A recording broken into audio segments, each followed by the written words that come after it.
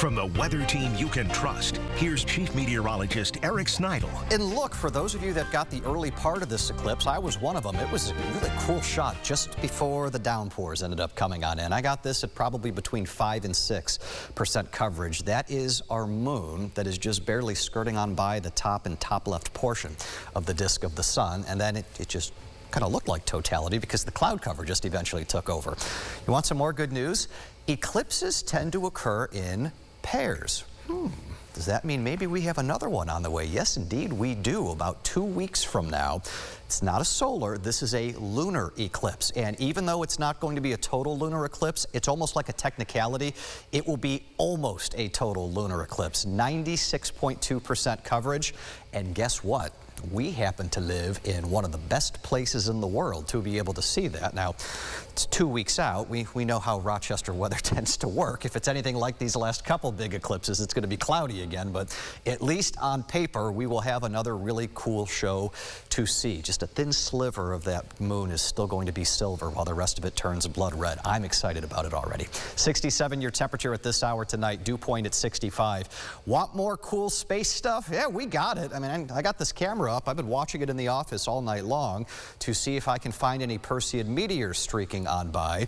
Still early in the game for this. A few more hours, the radiant rises higher in the sky. You get more of these you'll be able to see.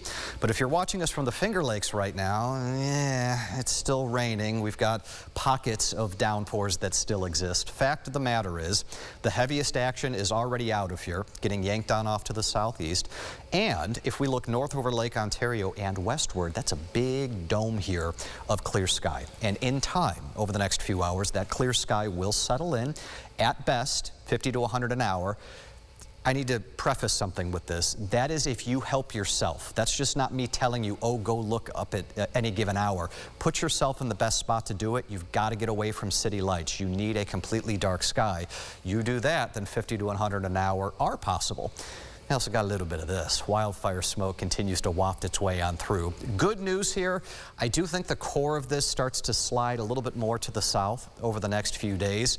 It's not going to affect air quality one way or the other, but some of the haze will start to lighten up at least a little bit. Tomorrow should be a great day. We start the morning out with temps in the 60s. We'll do low 80s with a good amount of sunshine. Very limited chance of a shower. Friday's the same thing. Plenty of sun.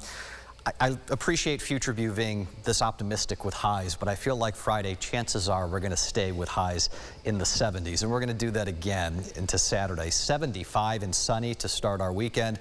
Let's keep tabs on where Sunday is trending. Right now, I've got a 60% chance of scattered storms, but these 8 days don't tell you the whole story.